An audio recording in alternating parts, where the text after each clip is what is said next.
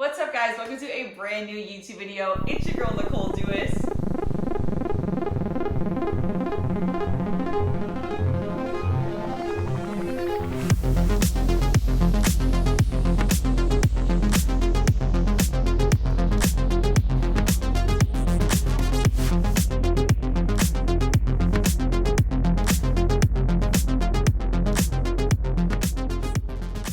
My fitness journey started the same way that most people's do. I was in the gym, but I was lacking direction and structure. But most importantly, I was lacking confidence and I was wanting to see results right away. Today, I'm gonna share with you the changes that I made in the gym and in my lifestyle to take my body from this to this, and in that time, build my dream physique and build confidence in myself as a person. About 4 years ago, I finally learned the secret to reaching your goals and not only keeping those results long-term, but having them improve over time. But before we get into it, if you're new here, please subscribe to my channel and like this video if you find it helpful.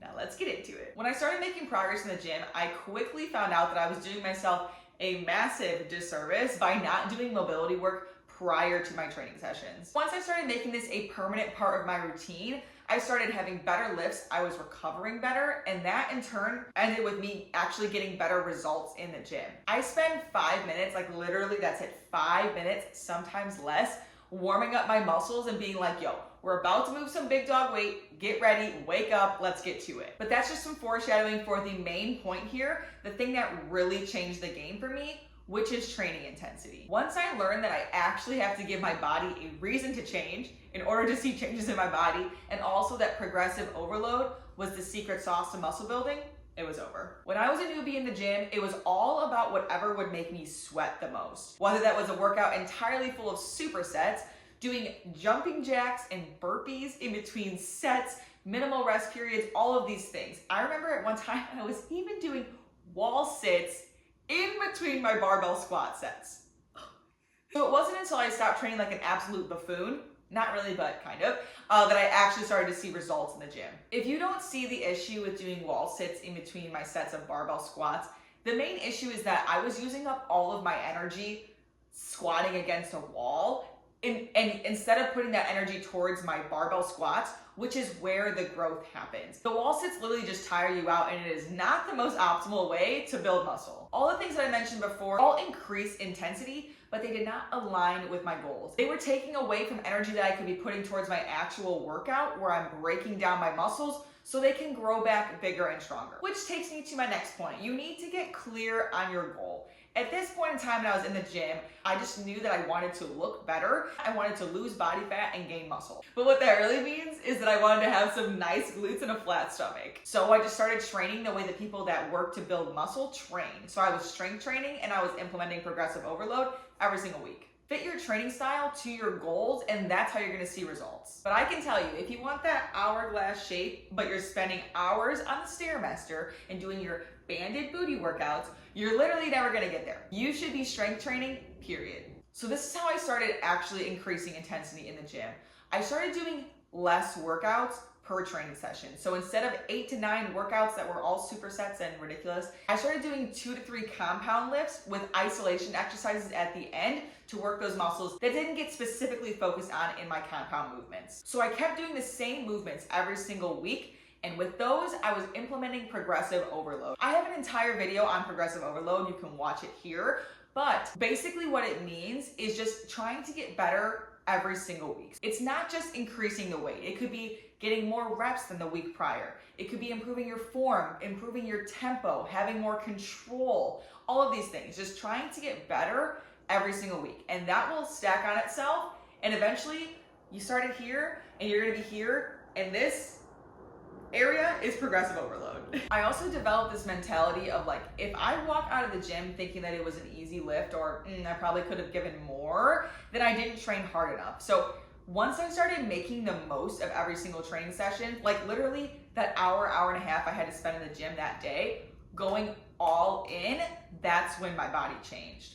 So if you've been going to the gym for a while and you're really not seeing any results, training intensity is most likely your missing piece. And funny enough, after I started doing this consistently, chasing strength over becoming the smallest version of myself, I started to lean out and I started to look the way that I wanted to when I was wasting hours of my life on the stair stepper. And in this time when I transitioned my body, I actually stopped doing cardio entirely. I literally just focused on getting stronger every single week, and my body completely changed. So get into the weight section and start pushing yourself. You belong there just like everybody else. I found that the two biggest things that matter when you're trying to change your body composition is what you eat and what you tell your body to do with the food that you eat. So I already covered the second part. Now I'm going to talk about food and what you should be eating to reach your goals. But first and foremost, you need to be in the gym, pushing yourself every single week, applying progressive overload, and trying to get stronger. I'm telling you, that's where the results happen. When I was chubby, I ate a lot of the low-calorie foods, like the keto bread, low-carb tortillas, Halo Top, protein bars, a ton of protein bars, a lot of like Cliff bars and things that are marketed as healthy. I wasn't eating like actual meals. And at this time in my life, I was in a dorm, so I didn't have access to a kitchen, but that wasn't the reason why I was fat.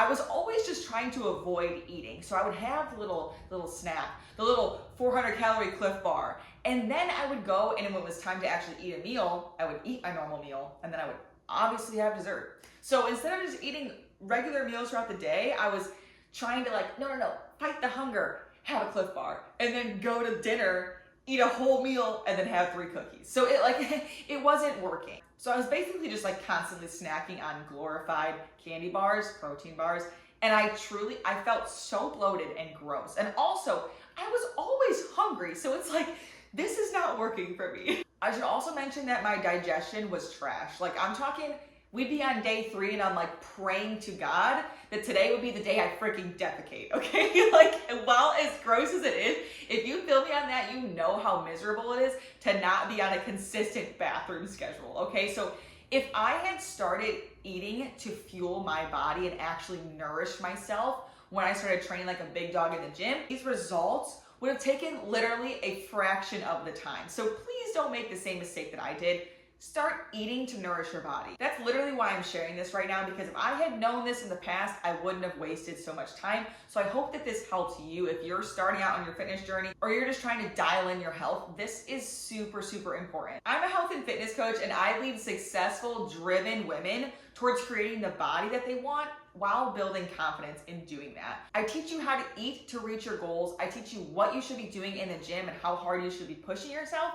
And I hold you accountable every single week. If I had a coach to lay out a plan for me, like a specific path to get me from where I was to where I wanted to go, took out all the guesswork, and didn't let me give up on myself, my transformation would have taken truly half the time. So if you're looking for some guidance, my one-on-one coaching application is in the description. Fill it out, we can hop on a call and see where you're at and see if my program would be a good fit for you. So how did I change my diet? How did I shift my mindset from restrict, oh shit, I went off the rails again, restrict, shifting to eating 3 big meals that actually made me feel nourished and satisfied the entire day. First, I started eating a quality breakfast. My sophomore year of college, every single morning, I had Kodiak pancakes, blueberry Kodiak pancakes, with 2 eggs and turkey sausage patties. I literally cannot look at those anymore because I had them every single day. But what this was doing for me was, it was a high protein, quality, balanced meal that made me feel full in the morning, and that set the tone for my entire day. Years prior to that, I was skipping breakfast or I was eating a Cliff bar, so I wasn't actually feeling full, and then the rest of the day I was just constantly battling thoughts of hunger. So eating a good breakfast in the morning was the first step. Then for lunch and dinner, I was still kind of afraid of carbs and fat. So I would choose my protein source, which was like chicken breast or ground turkey or something. And I would have some frozen vegetables and like some pasta packets or something with that, but kept the carbs and fats very minimal. And doing this, I started to feel less like a sack of shit. And I was like, okay, I think I'm on to something. So how did I change my mindset? Well, I didn't have somebody telling me, you need to eat more in order to feel better. If I did, that would make it a lot easier. But really, I just started to actually notice the changes of like, wait, I'm eating more on a consistent basis and I'm feeling better. Like, this is crazy. But I only noticed those changes because I was doing this consistently. If I was just eating good for a week and then going back to my old patterns, I never would have seen any changes. But once you start to see results, then it gets addicting. And then it's like proving like, oh wait, this is actually working. I didn't need the motivation to eat better because I had actually seen the results within myself, and I was like, I want to eat that way because I want to keep feeling like this. I want to keep feeling better and looking better. I also want to mention that I really was not eating out. I guess it's a blessing that I was just like cheap as fuck and like also kind of broke in college. I wouldn't go out for lunch. I wouldn't really go out for dinner. On occasion I would, but I wasn't ordering Chick-fil-A and Taco Bell for lunch. I was cooking all of my meals at home. So that really made a difference. I guess growing up that way, we never really had like fast food. It was like more of a on occasion thing. So that really helped me out. So if your diet is like 70% fast food or food prepared by somebody else, dude, if you start making your own meals, it's really gonna change the game for you. If you start training like you actually wanna change, like not sitting on a leg extension, scrolling through TikTok while you're doing your set, that's an ick for me. If I see that at the gym, dude, what are you even doing? Get off my machine.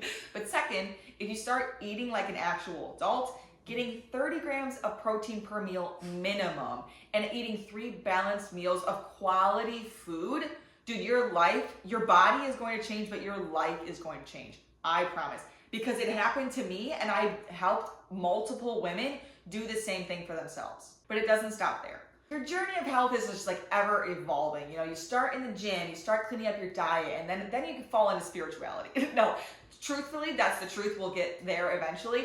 But I believe there are 4 fundamental pillars of health. So nutrition and movement, covered those, but also sleep and your hydration. So once I started training consistently, I also noticed that I was starting to feel tired at nighttime. Like when you actually put your body through some physical stress, then your body is like, oh, it craves rest. So I started sleeping more, and I didn't really realize until later, but getting 7 to 8 hours of sleep every single night changed the game. I stopped feeling so bloated and inflamed. When old Nicole that looked like this would stay up at night scrolling on Instagram, you know, it's dark in my room and having my phone this close to my eyeballs, I would waste about an hour of my life doing that or texting the dude that didn't give a shit about me. I would stay up late to talk to them.